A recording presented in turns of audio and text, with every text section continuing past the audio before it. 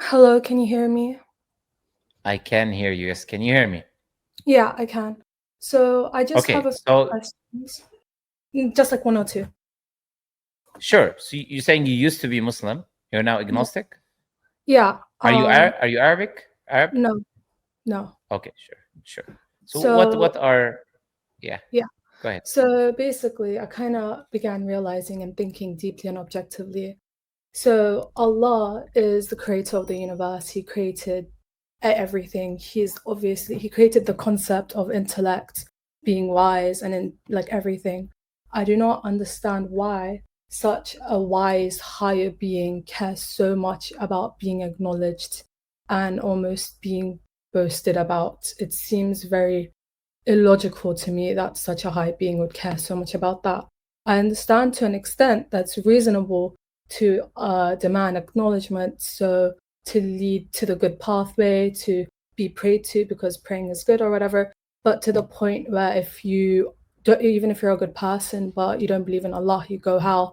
I just think that's a unnecessary, illogical level for a high being. Well, I'm sorry to say, but nothing you presented is has to do with logic. It's more emotional. You're just saying emotionally to you, you don't feel that it's necessary for that creator to demand recognition, whatever term you want to use to describe what you were saying. But in the end, we don't say Allah never says that He needs this. Or I don't know what term you want to use. I don't know what term you want to use. Recognition or whatever term. I don't want to misrepresent what you're saying. But where does Allah tell you that He needs that from you? Allah explicitly says the opposite in the Quran. If God wanted everyone to worship Him, He can make everyone worship Him. An all-powerful creator who has already created angels that worship Him 24/7, as Allah says in the Quran, they're like righteous, honorable servants that they don't precede Allah in speech and they do everything that Allah commands them to do. Day and night they glorify God, they never stop. This creation already exists. So if God willed and wanted for us as humans to only worship God 24/7 or do recognition or do whatever you want to say, He would have made us do those things. But there's a difference between Him being worthy of it and it being something that is common sense, that you need to show gratitude to the one who's given you everything that you have. And in the same time, the way you're trying to portray it, where God is like, oh, I want everyone to worship me. No. Allah says in the Quran, in Allah ghaniyun ankum, Allah is free of you. He doesn't need you. But He doesn't please disbelief for His servants. He doesn't want you to be a disbeliever. He's not good for you to be a disbeliever. Allah says, Ya ayyuhan nasu antum al-fuqara'u ila Allah. Oh, mankind, you are the ones in need of Allah. Allahu al-ghani al-hamid. Allah is the self-sufficient. In yasha yudhibkum wa ya'ti bi khalqin jadid. If He wishes, He would vanish you and bring a new creation. وَمَا ذَلِكَ عَلَى اللَّهِ بِعَزِيزٍ. That's not difficult for Allah. So Allah explicitly in the Quran and repeatedly tells us that He doesn't need us. Of course, He is independent. That's what the word as-samad means. That's what one of the essential attributes of God. God is independent of need. He doesn't need recognition or whatever term you want to use from anyone. On the other hand, He deserves recognition. Now, what do we mean by that? Let's say I go to the or let's give an example of one's family, for example. Let's say you're born, your parents took care of you, and you as a kid changed your diapers, they fed you, they taught you, they took you to schools. Your father was working day and night, and your mother took care of you and raise you.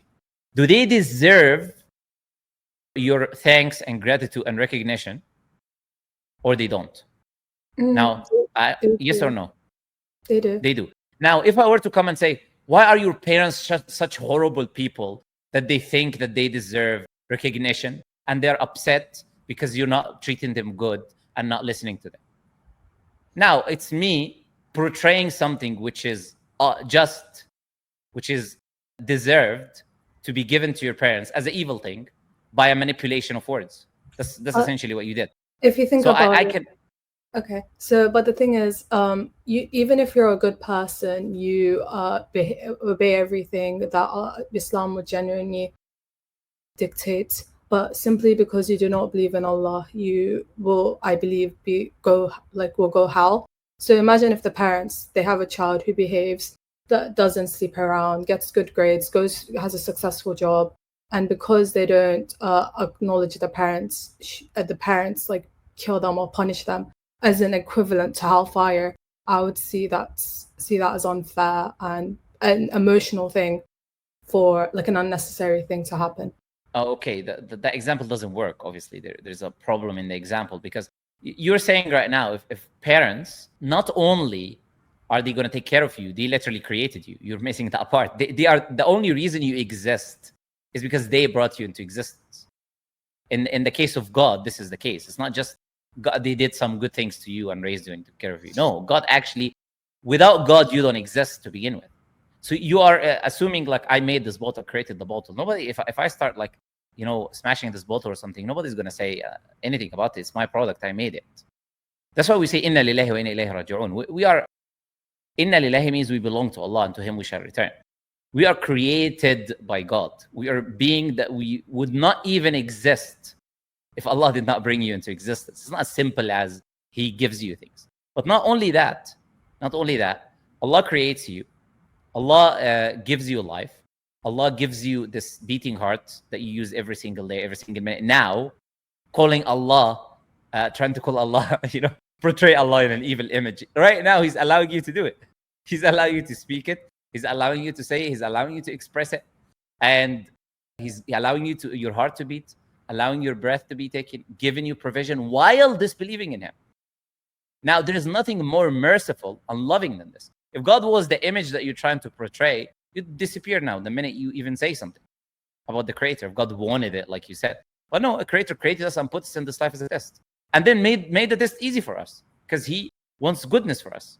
He made the test easy for us. He told us, okay, if you do one good deed, you take 10 times up to unlimited amount.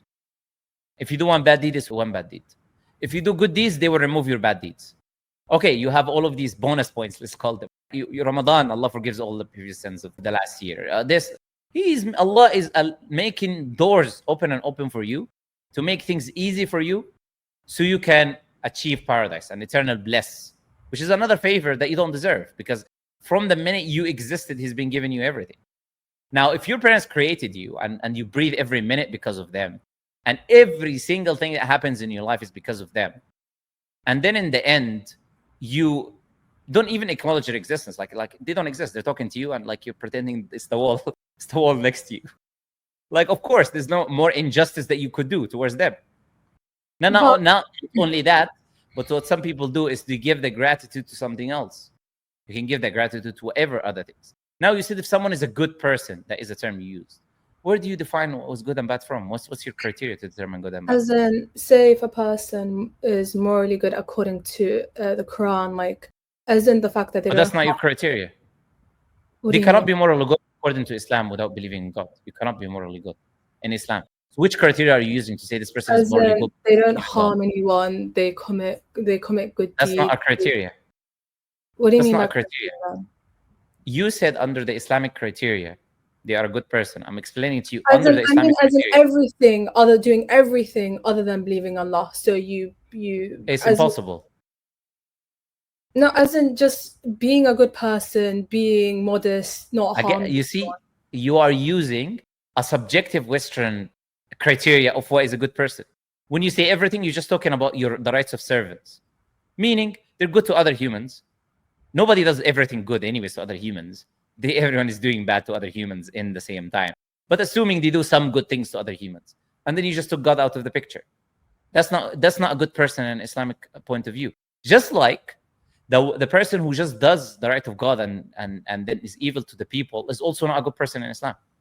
The Prophet spoke to his companions one day and he said, do you know who is the bankrupt? Of course, the companion said the person who doesn't have money. Prophet said, no, that's not the bankrupt. The bankrupt is the person who prays all night, reads Quran, and does all of these good things. But then he steals from this person, he curses this person. So he's doing the right of God by praying and, giving charity and whatever. But then he's stealing from this person and speaking bad about this person, whatever. There's a balance in Islam. There's rights of servants and rights of God. You're not a good person for doing one and leaving the other. And nobody can be good by denying the one who's given them everything they have. The one who's created them and given them. An emotional just thing like for a higher being. What's emotional about what I said? As Where's the in emotions there? wanting acknowledgement for what they've done to you. For example, being humble as Again, did I respond to that by saying, what do you mean by wanting acknowledgement? I said God deserves it. He doesn't. God deserves What do you it, mean by but want? Where does God demands say, it. I want your acknowledgement? If Where like does God say that? prayer, but when you by praying to Allah, is that not acknowledgement? When you pray to Allah, do you get benefit or not? Maybe, but it's more so. No, it's not. No. It's not a maybe. Do you get benefit or not? Yes or no? Yeah, possibly. Okay. Lucky, you're playing semantics here. You're not being sincere. Of course, you know I mean, the answer is yes, you do. if I see it, oh, it's good because it's a form of meditation. Yes, it is beneficial, but I No, don't not just from an atheistic point of view. I'm saying from an Islamic point of view. You are internally critiquing Islam. If you're internally critiquing Islam, then in Islam, the prayer, it's definitely yeah. Okay, so you're critiquing from an Islamic point of view. You're not critiquing from an outside. So if you're critiquing from an Islamic point of view, that creator, that prayer is good for you. Doesn't benefit God. I already told you. Allah told us He doesn't need us. It doesn't benefit Him. So why do I go hell if I reject the benefit? Why? It's because like you deserve God it. gives me medicine. Because you deserve it. He deserves it, but it wouldn't. That's no. You would deserve the punishment. If I don't get it, you go how? No, I said you would deserve the punishment for not doing that good thing, which is a must, which is the recognition for the goodness that you've given. Your ungratefulness is an immoral act, of course, and it requires a punishment. And the greater the ungratefulness, the greater the punishment. So nobody would do all these things as a Muslim, but just because I believe and I'm grateful that I believe in Allah, but I could do all these sins, I'll get accepted. But if I don't do accepted, what do you mean by accepted? I don't think as you in understand. I go heaven eventually. Oh, eventually. So eventually after what? Like eventually after I get punished or something, God will punish for how long? In what way? Punish for how long? Believe non-believers. Okay, so if you don't know, then you shouldn't pretend as if it's like some easy thing that is going to take place. It's not the case. You're pretending. This is how, again, you manipulate words. You're not sincere in your approach because you play games with words emotionally. So for instance, you say, oh, I can do all of these sins. In the same time, you know that in Islam that you will be punished in hellfire, which is a fire we can't even comprehend or imagine, for a time that even God did not tell us, which you wouldn't even bear a second of. And then I can do all of these things. Where does Islam say that? You know very well that Islam doesn't teach that. But then hypocritically, you're pretending as if it is the case that Islam encourages you to do sins. What? So you need to be more sincere. You need to be more sincere in your approach. I mean that you are pretending and pushing this narrative as if Islam says it's okay if you commit all the sins that you can commit as long as you believe in God. It's not okay. You get punished for it, but I think there's a difference between being punished for something. But you said I can do all of these sins. What does that mean? Yes, because where does Islam say you can do them? No, eventually I'll get into heaven. Like obviously I'll be punished for it, but eventually I'll get into heaven versus eternal. What does that mean? Like being punished for a period of time we can't even comprehend, in a punishment we cannot even comprehend. That means what? That means justice. So nobody gets away of these sins that you're talking about, whether these sins are towards the Creator or towards other human beings. Now, the one who determines the gravity of the sin is the Creator, of course. He is the source of goodness and morality. Now, on your worldview, you don't have a source of goodness or badness anyways. What do you use to determine what is good and bad without God? Yeah, but I think recognition is somewhat a very shallow thing. And even that, if that's subjective terms. But where's the rational argument? Okay, what's so bad about not recognizing God? It's ungratefulness, but I don't think ungratefulness outweighs so many sins that it blocks. Ungratefulness to what level? Ungratefulness to what level? It's great ungratefulness. It's extreme ungratefulness, and it has consequences. So if I don't recognize God, then you become the God of your own life. You do things depending on what you think is good and bad. So it's not just as, you're ungrateful to God. That also takes consequences into the real world, on your behaviors, on what you eat, on what you drink, and how you deal with people, in what you consider morally good and morally bad. It's not as simple as, oh, someone just doesn't recognize God. And in the hypothetical example, which doesn't exist anywhere on earth, he's going to do everything according to Islam, but somehow he's not going to believe in God. There's no such human being. We know that if someone rejects God, that will carry on to their life. It will have consequences. It will have them doing whatever they want, drink whatever they want, date whatever they want. They will steal if they want to steal. They'll lie if they want to lie. What's the problem in doing it? No issues. They become their own God, and depending on as a product of their society, they will follow what their society tells them they can and cannot do. Okay, but so ungratefulness. So a non-believer can be grateful to everything, but when he's ungrateful to God, he goes hell. But when a Muslim is grateful to Allah, come on, like I told you these hypothetical. Look, you're really arguing emotionally right now, and you're not presenting anything rational. You already know this. There's no such thing as an atheist grateful for everything. That doesn't. But it's an example, obviously. But I don't. No. We talk in reality now. We're not going to talk in hyper. We cannot use impossibilities as examples. We know that's an impossibility. So unless you provide a possibility, and that can be maybe a critique, but there isn't any critique there.